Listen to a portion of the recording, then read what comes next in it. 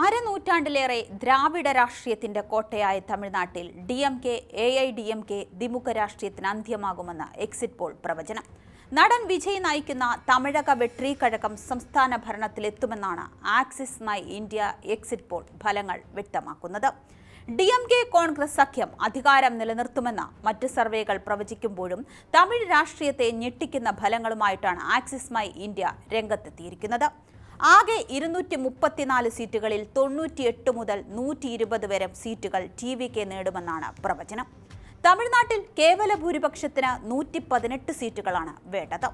വിജയാണ് മുഖ്യമന്ത്രി സ്ഥാനത്തേക്ക് ഏറ്റവും കൂടുതൽ പേർ പിന്തുണയ്ക്കുന്നത്, 37%. നിലവിലെ മുഖ്യമന്ത്രി MK സ്റ്റാലിനെ 35% പേരും മുൻ മുഖ്യമന്ത്രി E പളനിസ്വാമിയെ 22% പേരും പിന്തുണയ്ക്കുന്നു. സർവേകൾ പ്രകാരം ആദ്യമായി വോട്ട് ചെയ്യുന്നവരിൽ 68% പേരും വിജയിയാണ് പിന്തുണച്ചത്.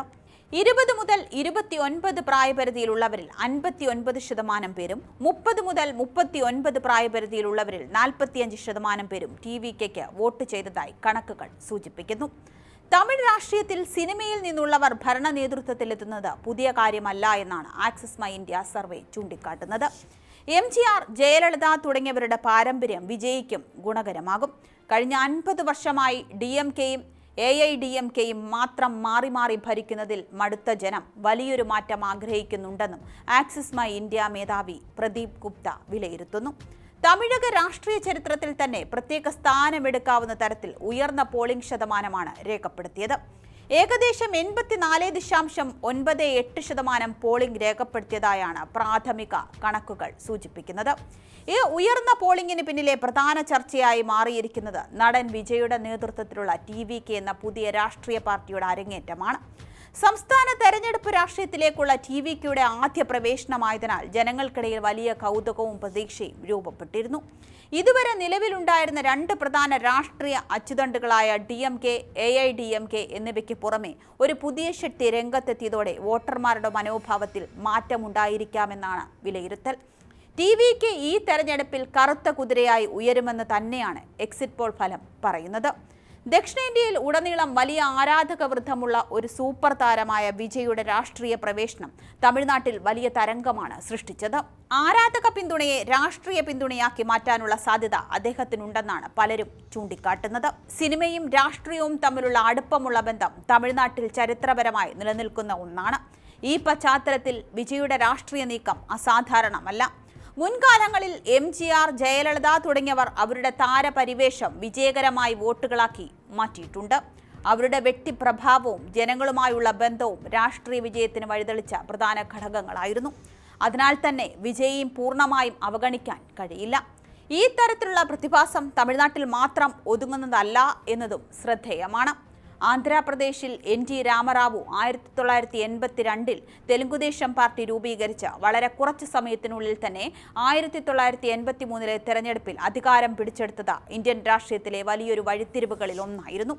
294 സീറ്റുകളിൽ 201 സീറ്റുകൾ നേടി കോൺഗ്രസ് പാർട്ടിയുടെ ആധിപത്യം അട്ടിമറിച്ച അദ്ദേഹത്തിന്റെ വിജയം പുതിയ രാഷ്ട്രീയ ശക്തികൾക്ക് വലിയ പ്രചോദനമായി മാറി.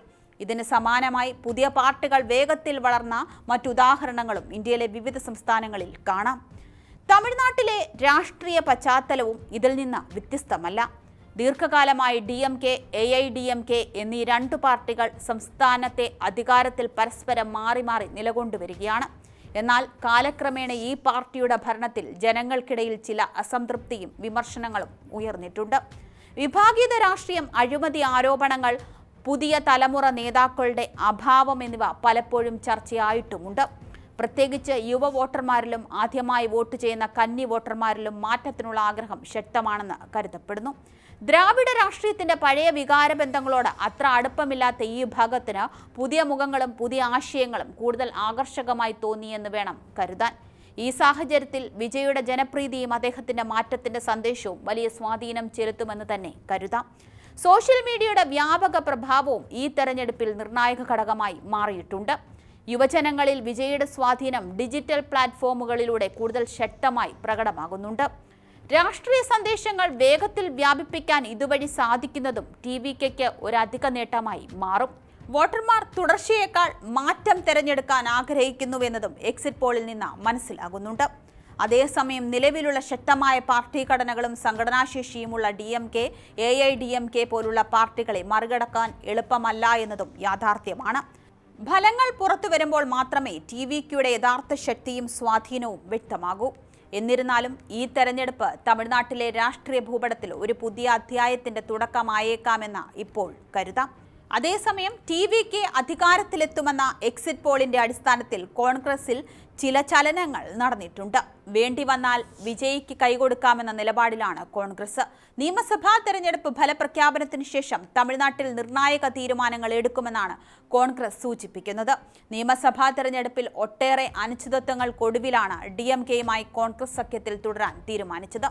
തമിഴ്നാട് കോൺഗ്രസിലെ ഒരു വിഭാഗം നടൻ വിജയ് നയിക്കുന്ന തമിഴക വെട്രി കഴകവുമായി മുന്നണി ബന്ധമുണ്ടാക്കാനാണ് ആഗ്രഹിച്ചത്.